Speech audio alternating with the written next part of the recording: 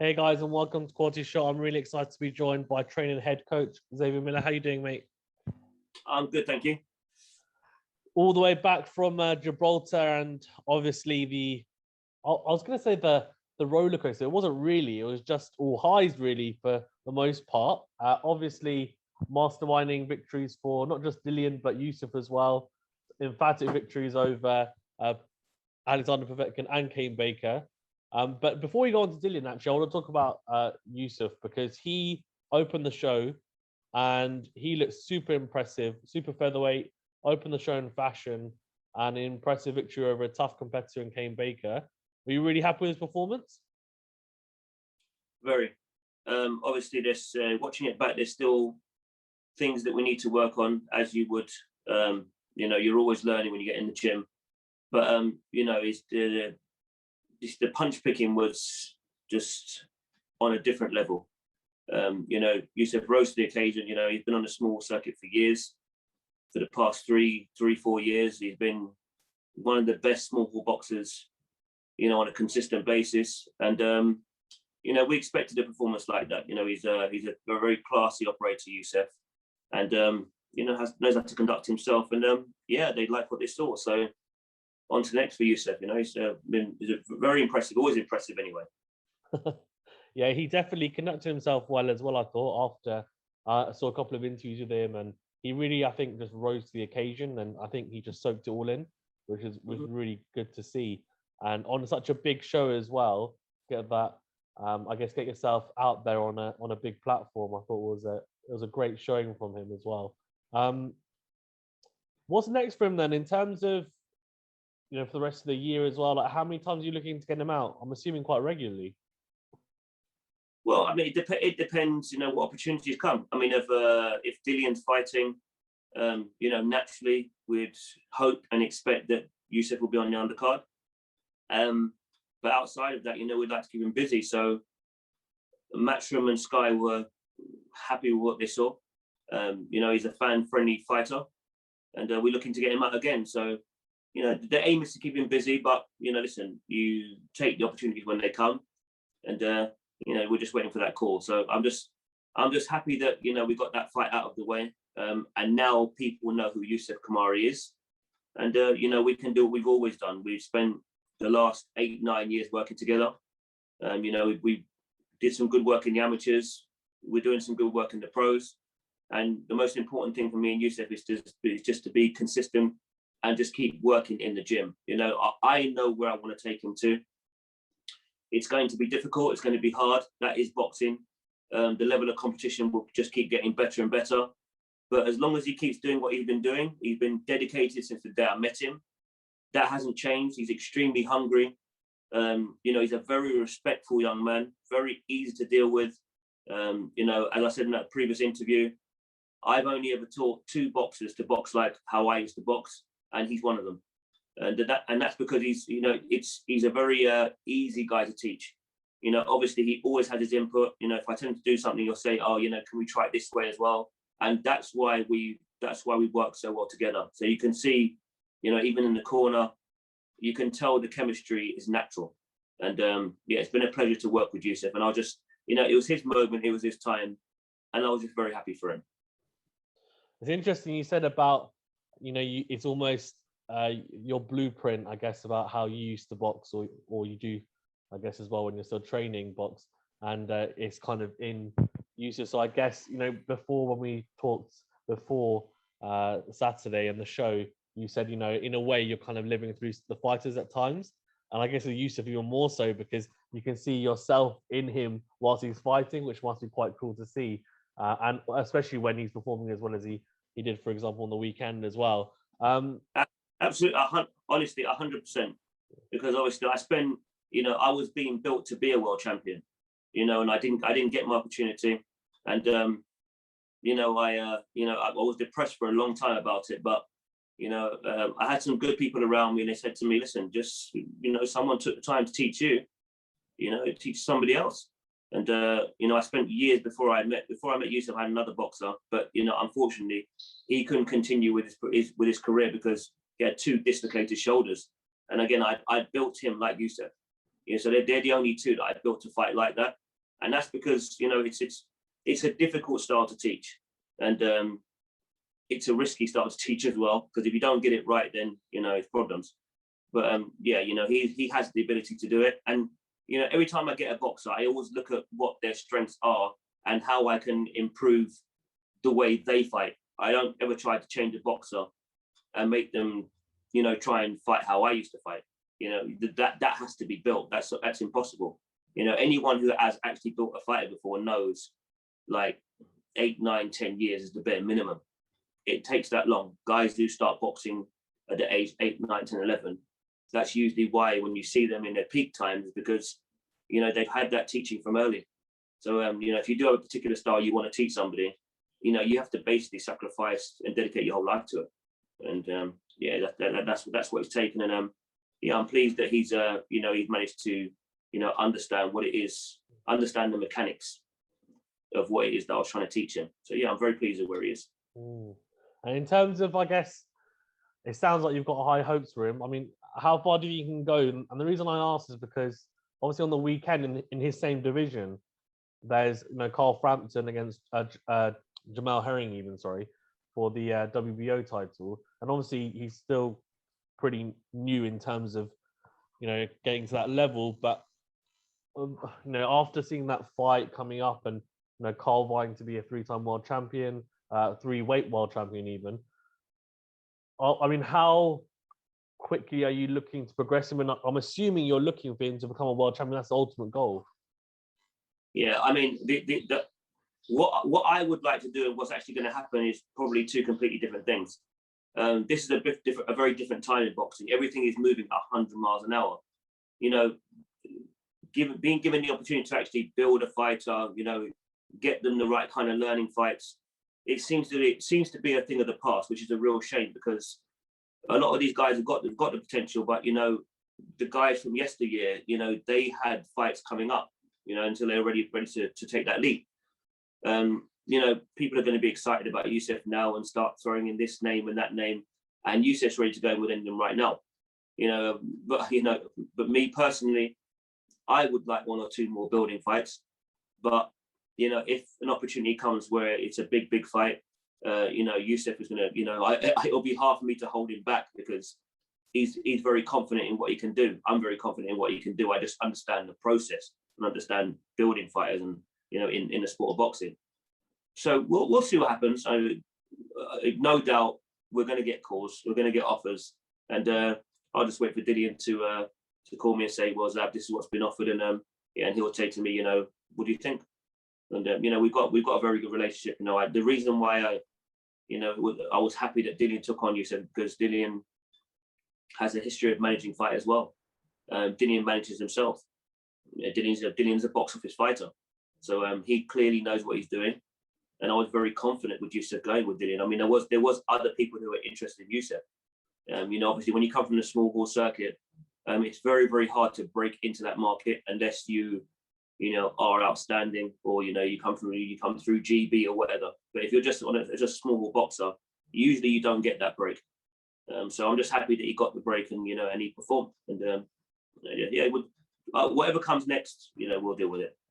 Yeah, it sounds like onwards and upwards for sure for Youssef. And before we go on to Dillian, actually, I wanted to ask you about that fight on the weekend, because it's in Youssef's division. Jamal Herring versus Carl Frampton is quite intriguing. What do you think of it? I haven't seen much of Herring, but I've heard good things. Frampton's been there and done it. I'm not sure how much he's got left, or how much past his peak he is at this stage in his career. I don't know, but he's always been a very good operator. And he's is he a 2-time world champion already? Yeah, he's a 2-weight world champion. Sorry, even. Yeah, listen. To win 1 world title is a fantastic achievement in 2 different weight divisions. Give him all the praise in the world. I wish him all the best. But it depends. I'm not sure. Herring's not young. He's not young, is he? No, so Herring's 35. I think Carl's 34. And okay. So Carl's moved up, and Carl Frampton struggles. Jamal Herring even struggles to make weight a little bit because he's huge for the weight. And Carl Frampton's moved up because he's vying to be a 3-time keep on saying 3-time, 3-weight world champion, sorry, even. Yeah. Okay, yeah, then it sounds like a 50-50 fight. So, like I said, I can't really give a prediction because I don't know enough about Herring, but, I'll be rooting, obviously, for Frampton, Yeah, it'll be interesting. And it's also on Freeview as well on Channel 5, I think. Okay. Even better. Yeah, even better, exactly. Okay, let's go on to Dillian, which I'm sure is what all the viewers want, the meaty part of it, I guess, as well. Obviously, a really emphatic, dominant display from Dillian. And I remember before we spoke and you said to me, look, the most important thing is a W. And if we get a knockout, it's a bonus. Well, you got the bonus. And I'm assuming in your mind, but you can tell me otherwise, it couldn't have gone any better in your eyes. Definitely. It couldn't have gone any better. It was an outstanding performance from Dillian. And the reason I say that it's not just the performance, it's the pressure going into a fight like that. You know that you're going to fall so far down the pecking order if you lose again. So, all respect to Dillian, he's had to deal with date changes, starting camp, taking things down a bit, picking it back up again. I mean, that fight's been, even since the first fight, that fight's been announced, then rescheduled so many times, I can't remember what was going on. It was just a crazy year. And mentally, he's had to deal with that, stay strong. And his team's been consistent. I was out there a whole year. Other guys joined the camp slightly later, but, his physio Simon been out there the whole time. His cut man Magic was out there the whole time. And other guys came in a bit later on. Harold Knight came up for this final camp. And I think he was there partially for the other date as well. So, a lot of guys have had to sacrifice a lot. We've missed, birthdays, we missed Christmas, we missed New Year, but we had a job to do. And me and Dillian understood that. We had a conversation and said, these guys have got to get back out because the job's not done. So it was a relief. And I was really, really happy for Dillian. He must be absolutely exhausted because, he's just been consistent. We didn't want to lose the fitness that we had. Even though the date changed, we wanted to maintain. Obviously, not go too far, so you don't over peak in a sense, but we just wanted to maintain. And Dillian went out there and he just looked explosive.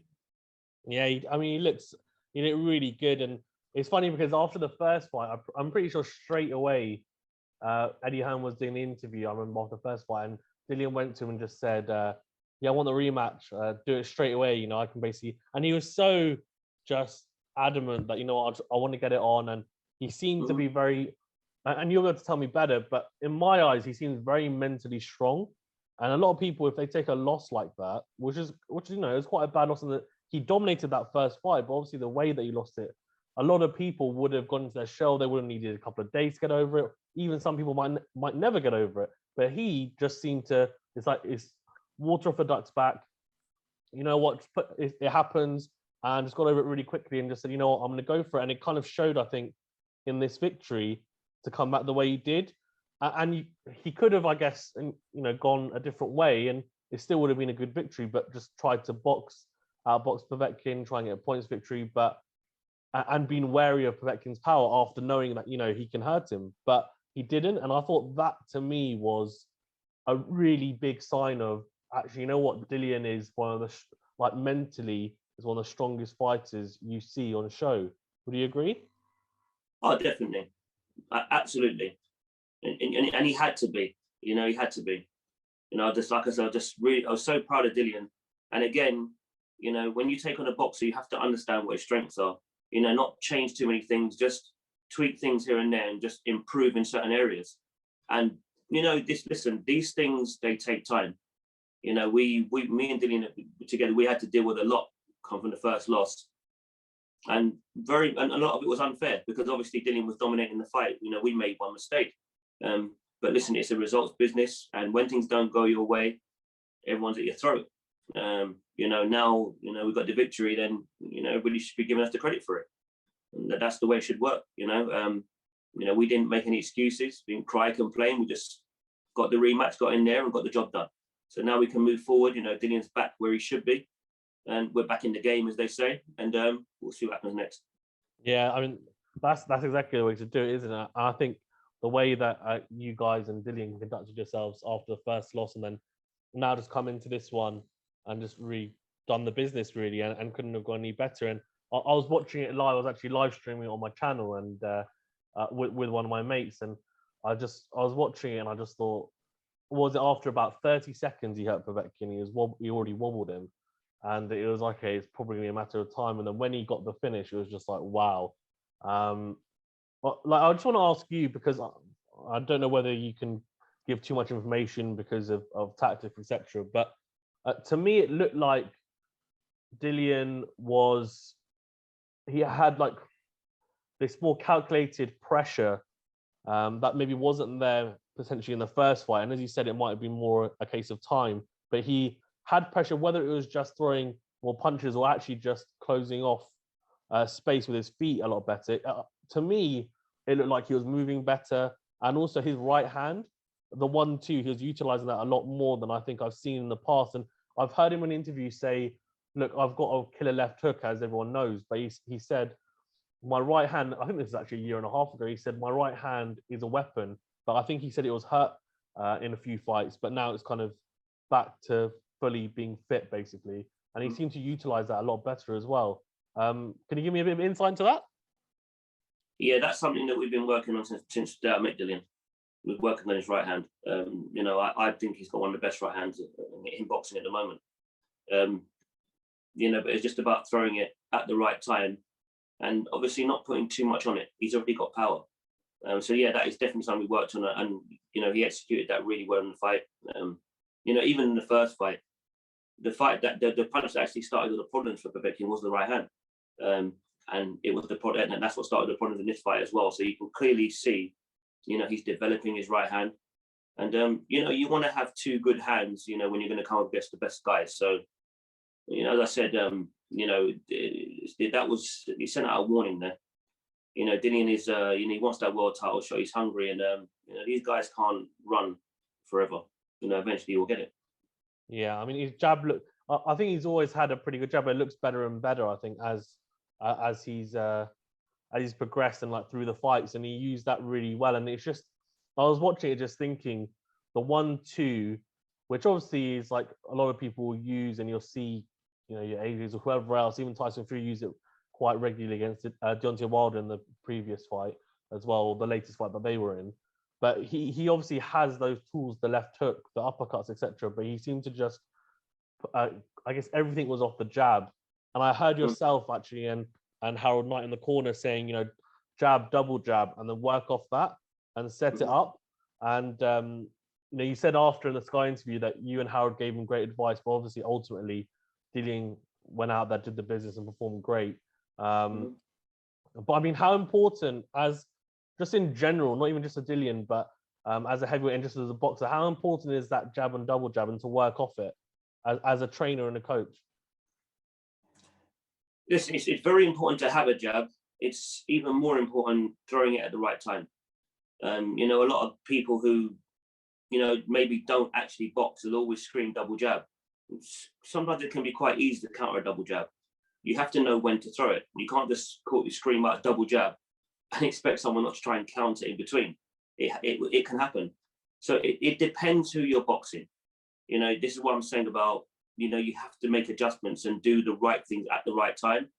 That's always the difference between, the levels in boxing. The better guys do things at the right time. Work the body at the right time. Throw double jabs, throw single jabs or triple jabs at the right time. It's all about timing. So, it's easy for someone to scream, like a coach to scream, yeah, use a jab more. Okay, well, yeah, but how? That's the difference between a coach and a teacher. Is explaining when to do certain things. Is making sure you can improve a fighter in certain aspects of their game. These things, they take time. As we spoke about earlier, certain boxers have had them for years. So there's certain things that they do because I insist that they can't move on to the next thing until they get that part right.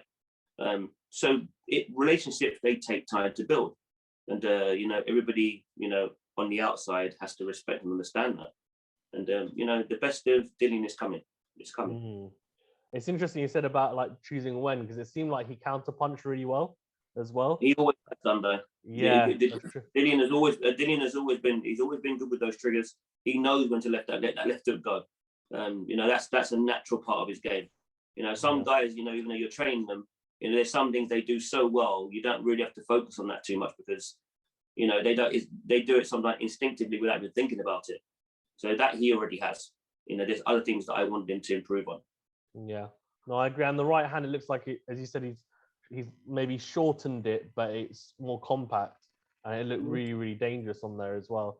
Did you think a question which you are probably not going to give me an exact answer? We know it won't be 100% fact, but in your view, do you think, because that performance from Dillian was really devastating, and to Povetkin, who's a really good competitor, but he's kind of been there, done that, very accomplished, as you said. Do you think potentially Dillian's sent Povetkin into retirement with that type of display? I can't speak on no man's career. Yeah. No, because respectfully, that's completely up to him. As I said, even before the first fight, everyone kept going on about the age. Heavyweights box a lot longer than other weight divisions. And in this era of boxing, the guys seem to be going on longer as well. The guy, like even welterweight, seem to be peaking now at like 33, 34. Before it was like, you had to be like kind of in your late 20s to be peaking. Boxing's kind of changing slightly. And 40 might be old to some people, but to me, it spells experience. And that's why I'm always wary of these older guys. I always remember the guys that turned up, and they said, well, they passed it and they just put in a performance of a lifetime. Like what Shane Mosley did when he fought Margarito. They said, Shane's done. This happens. George Foreman knocked out Michael Moorer. How old was George Foreman? Can't even remember. But he was in his 40s. It happens in boxing. So when a match gets made and people start talking about, oh, yeah, he'll beat him because of this age and they beat because of that, you just don't really know boxing. You don't study boxing or the history of boxing. The other pressure is, a lot of times in rematches, they do actually go the same way. And actually, most of the time, the boxer will end the fight a lot earlier. The result is normally the same, but they actually perform better in the rematch. You kind of go against the grain when you get a rematch and you win. So that's why Dillian deserves a lot of credit, because history tells us, it doesn't necessarily go that way. Yeah, I agree. It's was it Lennox Lewis did it, obviously, but apart from that, not many have done it in the past. And I think it's the way that Dillian came back and after getting knocked out, then knocked out Povetkin, and just it was such a dominant display. That was just, it was incredible to see. It happens regularly. I mean, one of my favorites is Shane Mosley. He couldn't beat Vernon Forrest, couldn't beat Winky Wright. On the flip side, De La Hoya couldn't beat Mosley. Boxed him twice, he couldn't beat him. Julian Jackson could never beat Joe McClellan. He got knocked out in about 5 rounds the first time. The next time was in about 1 or 2 rounds. Nigel Benn could never really get a hold of Steve Collins. It's boxing. You have to understand. You have to know your history. So those things obviously they play a part. So you have to make when you're having a rematch, you have to make sure you make the right adjustments, which Dillian did. That's why I don't sit here praising myself. All the praise goes to the boxer. They're the ones to get in the ring. They're the ones that's in danger. We're here to just steer them and to help them. Yeah, no, I agree. Again, you don't need to give me an exact answer, because I know that you guys will sit down as a team with Dillian and decide who's next for him personally. But as a fan and someone who knows Dillian really well, apart from the obvious infuriating Joshua, who would you like to see him fight next? I'm just here to do a job. When Dillian calls me, he'll say to me, right, we're in camp, we're fighting this person. I'm a coach. I don't manage fighters. Not yet. Not yet.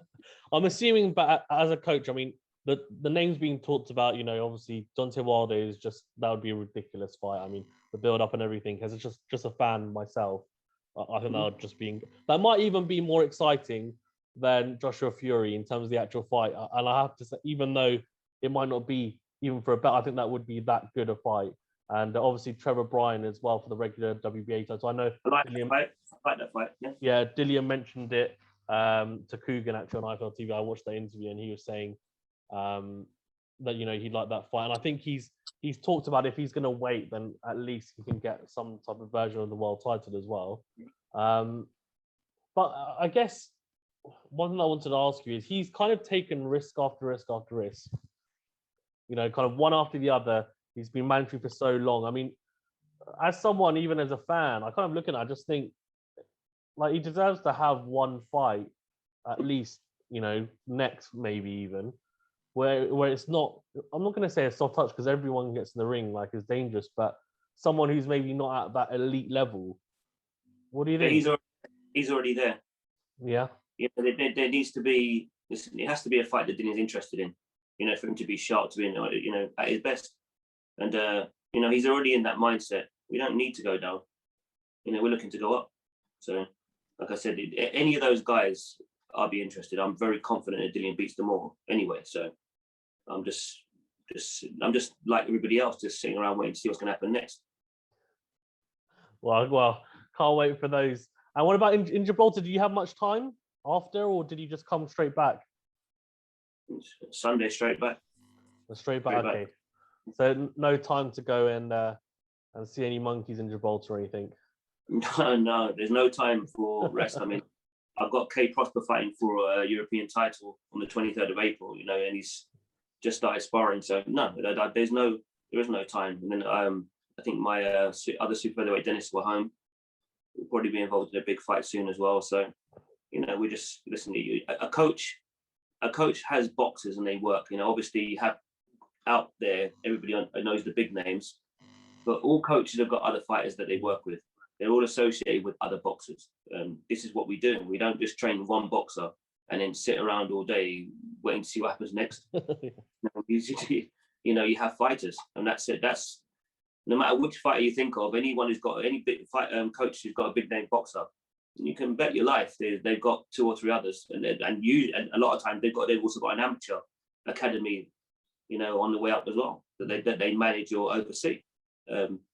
It's normal, but obviously to fans who don't understand like that side of the sport, they just see you in one boxer and that's it. Yeah, no, I agree. That makes a lot of sense. Anything you want to touch on before we wrap up? No, just a quick shout out to my sponsors, Tiger Bay, Ealing Boards and Timbers, KMT, and Bravos, my boxing glove company. They look after me. Tiger Bay looks after me. So yeah, I've always had very good support and always had good people around me anyway, as I always say. So just grateful to everybody.